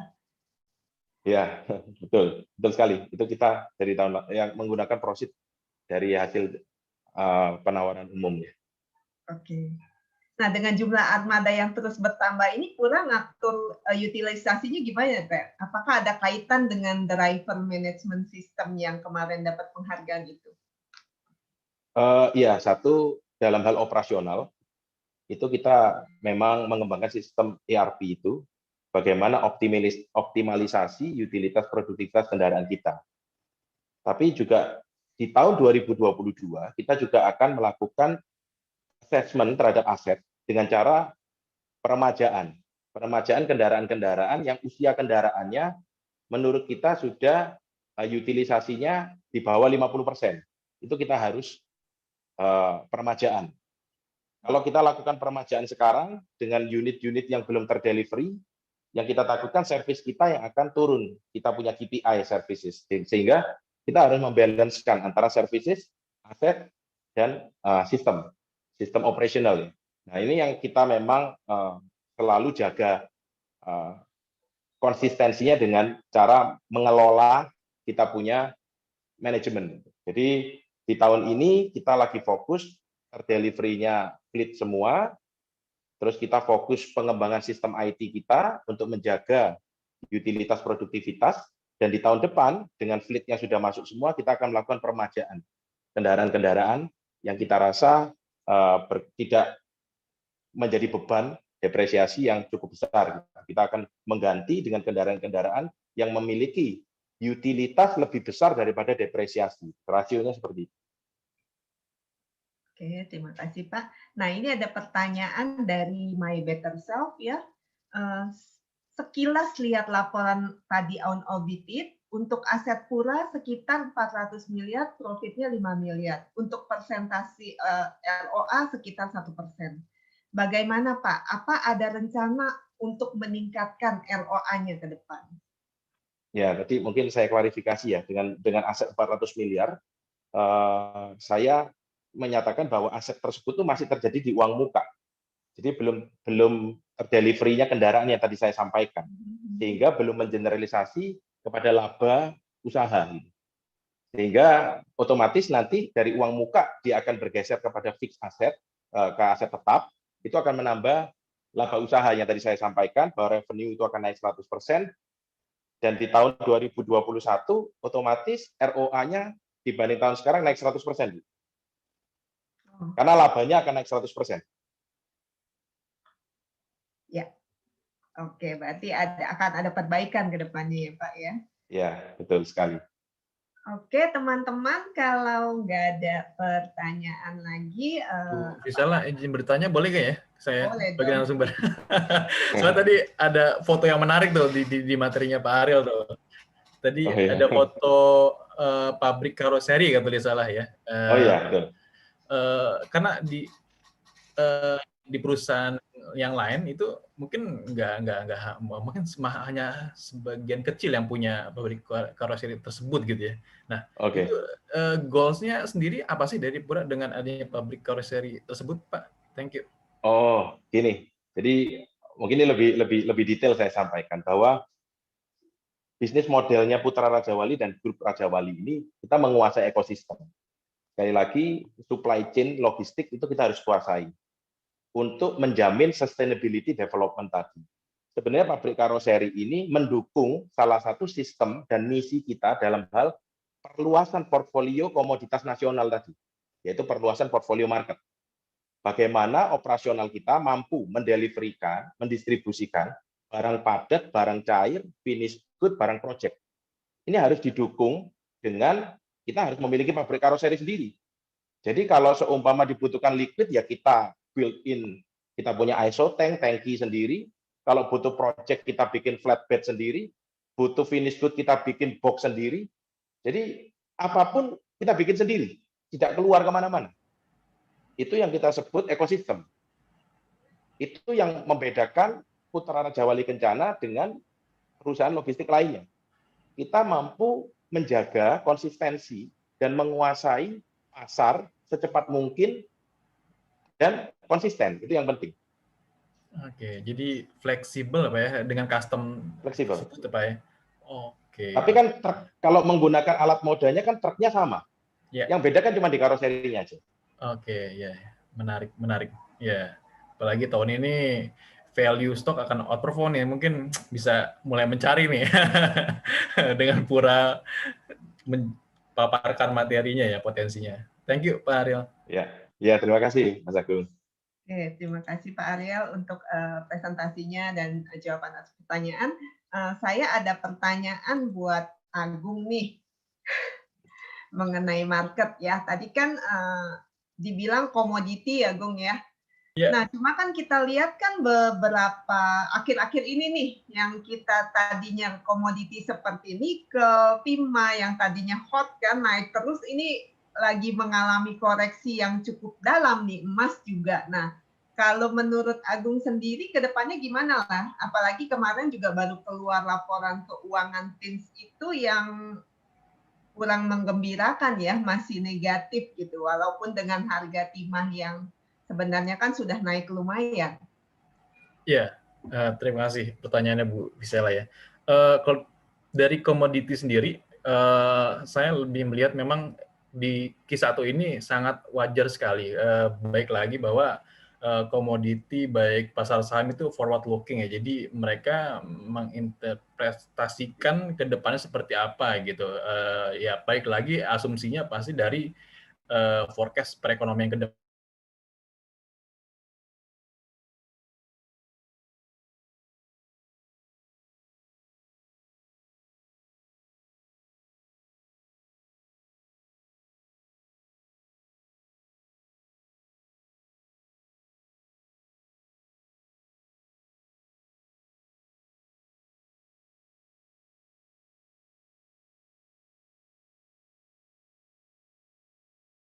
Nikel, tin, dan lain-lainnya, ya sangat wajar. Dari bottomnya mungkin udah berapa ratus persen ya dari bottomnya harga metal sendiri gitu, harga base metalnya. Nah jadi di Q1 ini mereka konsolidasi terlebih dahulu dengan harapan memang perekonomian di Q1 ini ya kemungkinan besar memang akan normalize terlebih dahulu. Itu sangat wajar sekali. Untuk kedepannya seperti apa, saya tetap melihat di tahun ini mungkin salah satu pilihannya masih akan salah satu pilihannya ya di antara yang lain gitu, sektor-sektor yang mid to small cap lainnya seperti properti dan lainnya atau cyclical ya properti komoditas sektor juga gitu ya, dengan asumsi dolar indeks itu masih bergerak melemah di tahun ini, walaupun mungkin lebih cenderung terbatas dibanding tahun lalu, tapi dengan begitu harusnya tahun ini masih tetap menjadi salah satu pilihan sektor komoditas di tahun ini gitu Bu Gisela. Jadi kalau misalnya teman-teman yang masih pegang Antam, Inco, Tins, itu kan lagi pada galau tuh. Gimana nih suggestion-nya? Ya, kalau yang sudah terlanjur invest di saham base metal ya seperti Antam, Minco, Tins, rasanya sih jika mengharapkan gain seperti tahun lalu kemungkinan ya unlikely ya, tapi tetap menjadi salah satu pilihan lah tahun ini gitu, di luar mid to small cap sektor lainnya gitu ya. Tapi kalau untuk balik kalau upside-nya mungkin tetap ada, tapi lebih cenderung terbatas, tidak akan growth-nya seperti tahun lalu yang eksponensial gitu ya. Jadi ya better diversifikasi portofolio, walaupun tadi saya sampaikan tahun ini mungkin dengan recovery perekonomian temanya dan investor global cenderung risk on, kemudian value stock atau mid to small cap outperform dibanding dengan growth stock atau large cap-nya, ya harusnya pilihannya komoditas, properti, cyclical gitu ya. Ya seperti itu sih kurang lebih. Oke, jadi kalau misalnya tadi kan kira-kira mungkin bisa balik ke harga tertinggi sebelumnya nggak ya? Kalau dari harga komoditasnya harusnya bisa, saya perkirakan, karena harusnya dolar indeksnya pun kan dolar indeks itu dia inversely correlated terhadap harga komoditas ya. Jadi harusnya seminggu 2 minggu terakhir yang penguatan US dollar terhadap major currency lainnya harusnya akan ke depannya dalam waktu dekat akan ada konsolidasi terlebih dahulu, dan alhasil harusnya komoditi juga akan ada rebound-nya terlebih dahulu juga gitu. Nah, kalau untuk coal sendiri gimana ya? Untuk coal saya melihatnya lebih ke value sih, karena beberapa saham coal yang paling laggard ya, yang paling ketinggalan di antara saham-saham komoditas lainnya gitu ya. Jadi untuk mencari salah satu value di pasar saham Indonesia atau IHSG ya, salah satunya yang masih murah adalah ya saham-saham batubara gitu, seperti Adaro, PTBI, TMG itu secara valuasi masih murah, seperti Adaro, PBV mungkin masih di sekitar tidak jauh dari 1 kali gitu. Jadi kalau batubara Adaro, PTBA, ITMG ya. Kalau CPO gimana? CPO tetap akan menjadi salah satu pilihan gitu. Di Indonesia pasti dampaknya kenaikan CPO itu bisa sangat berimbas positif sekali ya, terutama di perekonomian daerah. Jadi ya saya melihat kalau CPO itu kan Malaysia, India, Indonesia, Cina gitu ya, pemain besarnya gitu. Ya, kalau kita melihat harusnya seperti India yang paling laggard perekonomiannya, terus Cina lebih leading, jadi harusnya saling mengimbangi gitu demand-nya. Kalau dari supply-nya harusnya terakhir Malaysia belum pumping production dalam waktu dekat, jadi harusnya akan stabil di level sekarang CPO price-nya gitu.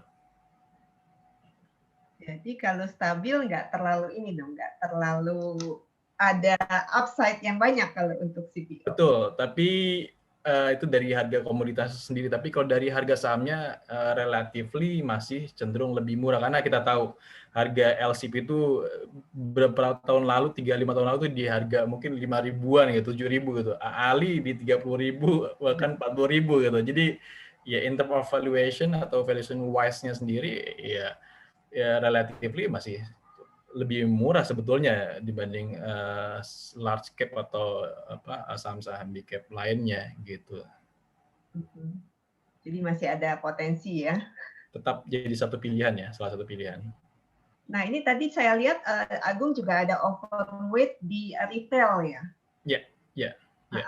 Nah, retail, itu gimana tuh ceritanya kalau retail? Retail lebih ke tema recovery ya. Kita tahu banyak terjadi shutdown pada saat pandemi tahun lalu. Itu yang paling terdampak adalah salah satunya retailers gitu ya. Nah, pada saat recovery harusnya ya yang paling beneficiary ya retailers juga gitu. Kita lihat juga traffic dari atau mobility index di banyak negara, atau yang vaccination rate-nya udah tinggi, katakanlah paling lebih dulu itu udah Israel gitu ya, yang diikuti yang lainnya juga, itu memang mobility index-nya sangat improve sekali gitu. Nah, alhasil dengan mobility index yang sangat improve dan traffic akan gradually normal, ya pastinya yang salah satu diuntungkan sektornya ya adalah retailer tersebut gitu. Dan masih murah juga sih beberapa saham-saham Pilihannya apa nih retailer. kalau retail? Kalau retail ya pasti kalau dari segi aset yang rasio cash terbesar itu ada Ramayana gitu ya. Kalau yang portofolionya besar dan diversifikasi banyak itu MAP Group pastinya. MAPI atau MAPA nih? MAPI ya sebagai holding ya. Oke, jadi RAL sama MAPI ya. Nah, Kurang kalau lebih. bank sendiri kan juga masuk dalam overweight Ligong, tapi kan kita lihat kalau bank itu kan banyak yang sudah kayak BRI kan juga sudah naik lumayan. Ya. Apalagi saham-saham yang bank digital tuh saya juga bingung udah valuasinya. Saya nggak bisa tuh valuasi bank digital karena saya lihat itu naiknya ya kalau menurut valuasi kita yang lama itu kan sudah tinggi banget kan, tapi masih ada yang mengharapkan masih bisa lebih tinggi lagi. Nah, ini kalau menurut Agung sendiri gimana? Ya, kalau dari sektor banks kita melihatnya mungkin simply berangkat dari spread antara yield US Treasury yang 10 tahun dengan 2 tahun itu menggambarkan bahwa margin seberapa bagus margin di sektor banking gitu. Kalau spread yield atau yield curve-nya naik, harusnya margin dari bank sendiri itu adalah improve juga gitu. Tapi kalau turun harusnya deteriorating juga, memburuk juga margin dari sektor bank. Tapi terakhir kan kita ketahui bahwa yield curve itu atau spread yield treasury antara yang 10 dengan 2 tahun itu mulai bergerak naik juga gitu, lanjut naik. Jadi harusnya margin dari sektor perbankan cenderung membaik. Ya kalau dari large bank-nya memang nggak banyak pilihan ya. Ada satu mungkin di salah satu bank besar itu ada BNI, itu BBV, rasio PBV-nya masih nggak jauh dari 1 kali gitu ya. Dan bank-bank kecil mungkin nggak, bank digital udah naik nggak karuan. Ya mungkin cari dividen yield proxy ada BJTM atau BJBR gitu. Nggak banyak pilihan memang kalau di bank saat ini. Paling Mandiri, prefer BNI, Mandiri, dan atau over BRI gitu. Oke. Nah, ini ada pertanyaan lagi tadi padahal udah disebut ya dari Ciaci. Ini kapan Pura akan membagikan dividen? Tadi 2024 2025 ya Pak Arya? Ya, betul, Bu. 2024-2025 ya, lihat nanti setelah konsolidasi dan akuisisi ya Pak ya, rencana korporasi.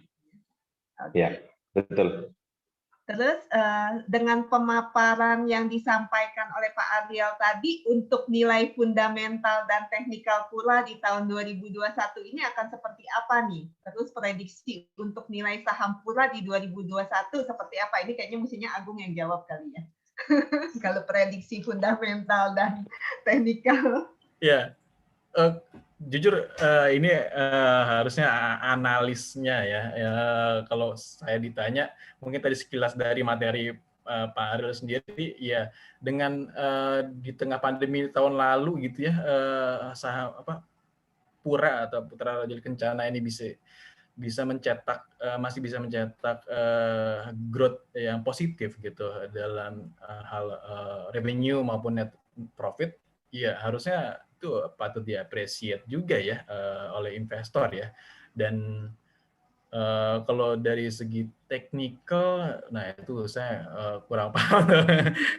Tapi kalau dari segi fundamental tadi sekilas harusnya di tengah pandemi tahun lalu masih bisa growth di tengah banyak sektor yang bahkan negatif growth-nya nggak nanggung-nanggung, bisa minus 50% gitu. Sedangkan Pura masih bisa positif growth, ya harusnya relatively much better ya gitu than others gitu. Oke. Nah, ini ada yang nanya Pak Stefanus, Pak Agung, Pura bagaimana? Ini maksudnya apa ya Pura bagaimana? Ini di bawahnya ada tanya lagi. Atau kalau tidak bisa bahas Pura secara langsung, secara sektor bagaimana? Mungkin maksudnya sektor logistiknya kali ya bagaimana ya? Ya, Kalau dari sektor logistik khususnya pasti tahun lalu salah satu sektor yang beneficiary di tengah pandemi ya gitu ya.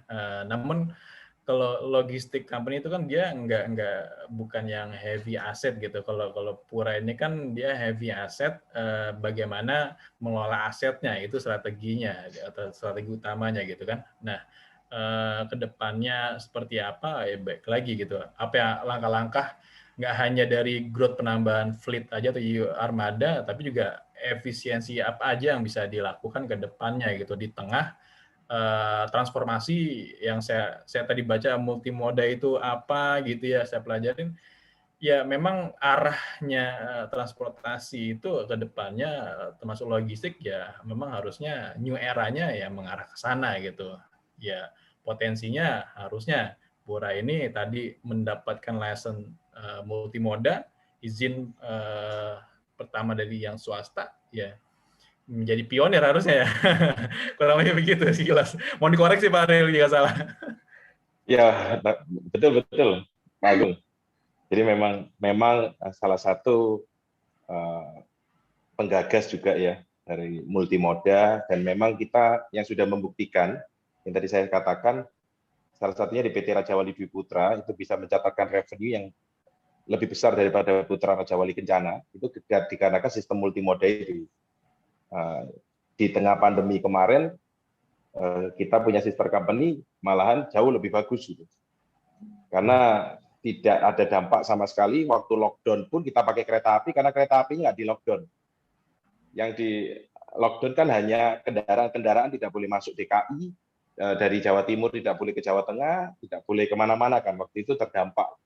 Kalau Putra Raja Wali, kalau di sistem multimoda kita itu tidak ada dampak sama sekali.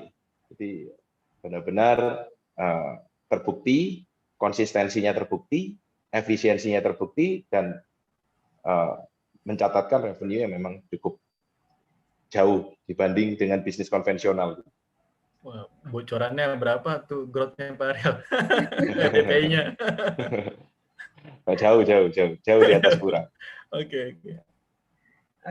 Pak, ini dari Alex, Pak Agung minta tolong info titik rawan level IHSG yang patut diwaspadai dong. Terima kasih sebelumnya. Ya, mungkin Bu bisa lebih ahli dalam technical mungkin ya, tolong koreksi kalau salah. Mungkin kalau saya sekilas melihat technical dari yang tadi sempat saya sampaikan, mungkin di titik rawannya itu di level 6.000 atau 5.950 ya, crucial levelnya di situ. Kalau break di bawah itu ya itu baru alert ya, warning gitu. Kalau masih bertahan di atas level tersebut harusnya masih cukup oke lah. Walaupun konsolidasi year to date ini nowhere to go, nggak kemana-mana, ya itu sangat wajar sekali. Baiknya kita tunggu. Tidak akan ada perubahan tren selagi tren yang sebelumnya dipatahkan, bukan begitu ya? Dasar teknikal ya. Begitu. Oke, ini ada yang angkat tangan, Pak Muhammad, silakan Pak, kalau mau berbicara silakan di-unmute. Ini mau nanya apa kepencet nih?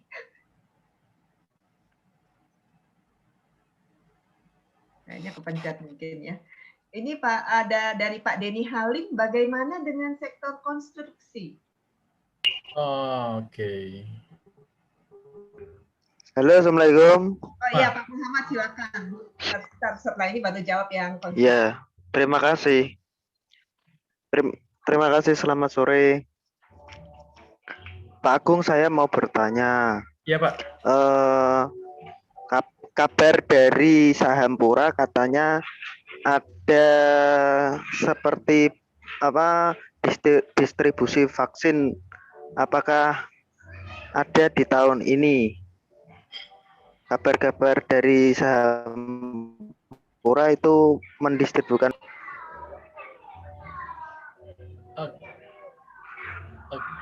Oke, mungkin tadi kayaknya sudah dijelaskan sama Pak Ariel ya, masih dalam perbincangan dengan pemerintah ya Pak Ariel ya, untuk masalah. Ya betul Bu. Masih. Ya. Ya, jadi masih belum ada keputusan Pak dalam pembicaraan. Ya. Masih proses untuk pengurusan izin juga, karena itu ada menyangkut masalah izin khusus, dan Kementerian Perhubungan juga belum mendapatkan konfirmasi langsung dari Kementerian Kesehatan dan hal pendistribusian. Jadi izin khususnya pun belum final ya untuk itu. Terima kasih Pak. Oke, mungkin tadi bisa dijawab yang pertanyaan tentang sektor konstruksi.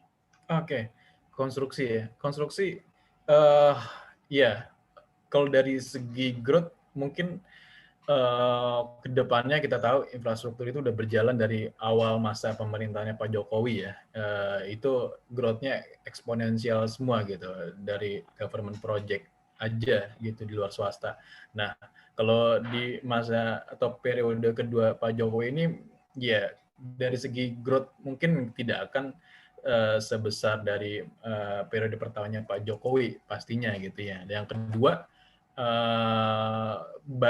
government budget tahun ini karena pandemi itu nomor satu bukan infrastruktur lagi gitu, tapi adalah health ministry gitu ya, Kemenkes gitu ya, yang paling besar budget dari government. Jadi ya kalau dari segi growth mungkin tidak akan sebesar dari sebelumnya gitu. Tapi kalau in term of valuation sebetulnya masih cukup murah. Cuma apakah murahnya itu terjustifikasi dengan dia growth-nya yang negatif kah, atau memang nggak ada katalis dalam waktu dekatnya kah?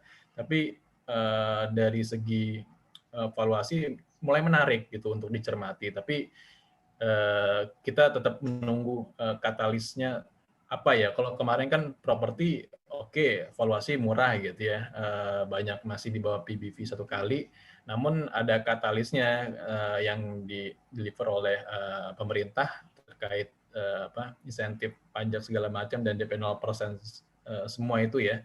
Jadi harusnya itu menjadi booster dari saham-saham properti. Nah, kalau konstruksi saya belum lihat katalisnya dalam waktu dekat nih. SWF itu gimana, Gung? SWF ya itu perlu tetap menunggu ya, apakah itu betul-betul terdeliver dengan baik atau enggak gitu ya. Ini kan masih masa-masa awal ya. Ya baik lagi walaupun terdeliver, growth-nya pasti infrastruktur nggak akan sebesar seperti 3 atau 5 tahun lalu gitu. Tapi secara valuasi ya saya bilang emang murah gitu. Jadi masih boleh beli-beli nggak nih saham konstruksi?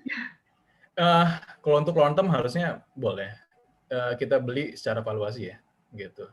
Beli Yang value. menarik dari saham konstruksi yang mana nih? Kalau yang konservatif itu ada PTPP, karena dari segi leverage dia yang paling konservatif gitu. Kalau dari valuasi yang paling murah itu ada ADI. PTPP sama ADI ya. Kalau dari properti sendiri tadi menurut Agung yang paling bagus yang mana ya?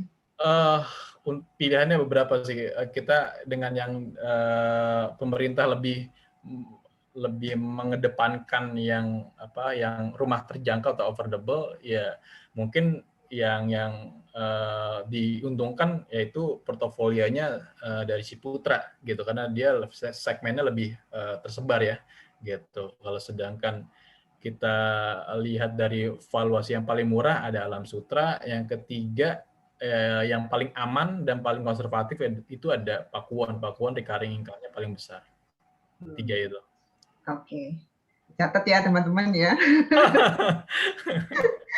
Nah ini Pak Ariel, ada Ciaci ini nanya lagi, berapa target pendapatan dan laba Pura 2021? Tadi pendapatan udah dikasih tahu ya, targetnya kenaikan 100% ya Pak ya. Kalau laba berapa nih Pak? Kalau labanya kemungkinan hampir sama ya, mungkin naik 80% gitu ya. Sekitar 80% ya. 80%-an untuk labanya. Oke, terima kasih Pak. Ini dari Santo nanya ke Agung lagi nih, boleh tolong ditampilkan ulang slide-nya tadi yang bagian IHSG year to date, leader dan laga. Thank you. Oke, wait ya, saya izin share screen lagi. Saham-saham yang leading dan laggard. Nah, ini saham-sahamnya. Sorry.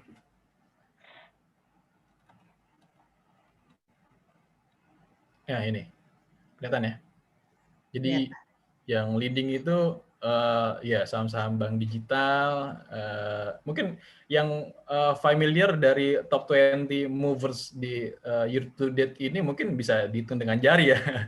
Hanya mungkin ada BRI gitu ya, ada Mandiri, ada Telkom, Antam, Beris, ya Beris itu juga udah valuasinya sangat mahal gitu ya. Ya nggak terjustifikasi dengan fundamentalnya. Ada Tower yang cukup baik gitu. Ini sedangkan yang laggard lebih banyak Nama-nama yang kita kenal ya yang lagi. iya. Jadi saham-saham large cap yang familiar justru ada di sebelah kanan nih yang laggard. Ada Unilever, Astra, United Tractor, ICBP, Gudang Garam, HMSP, Adaro, Excel, Pegas, MGR, hampir semuanya familiar yang laggard. Jadi ada kemungkinan enggak, tapi masih tadi kata Agung juga consumer masih belum terlalu menarik ya. Ya, untuk tahun ini dengan kita temanya masih salah satu pilihannya adalah komoditas, harusnya ya kebalikan ya, inversely correlated terhadap tema komoditas tersebut, yakni consumer good, jadinya ya kita lebih cenderung underweight gitu. Paling ke retailnya aja ya tadi ya. Alternatifnya ya begitu. Oke, kayaknya sudah tidak ada pertanyaan lagi. Terima kasih kepada Pak Ariel dan timnya, juga kepada Agung untuk hadir di acara Solve hari ini. Mungkin kita foto bareng dulu ya sebelum disudahi. Lex bisa minta tolong, Lex, ini yang lain fotonya boleh dibuka kameranya biar kita bisa foto bareng.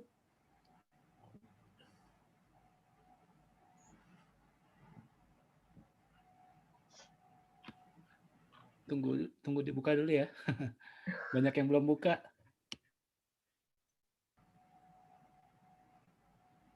Ayo, jangan malu-malu, malah pada kabur nih. Tadi mestinya sebelum pertanyaan ya fotonya ya. Disuruh foto pada kabur. Oke, tahan ya. 1, 2, 3. Oke, satu lagi. Satu lagi, coba lihat di slide berikutnya. Tahan, 1, 2, 3. Oke, udah. Oke. Thank you, Pak Alex. Thank you, terima kasih Bu Stella, terima kasih Pak Ariel. Ya, terima kasih semua. Thank you semua. Mudah-mudahan bermanfaat.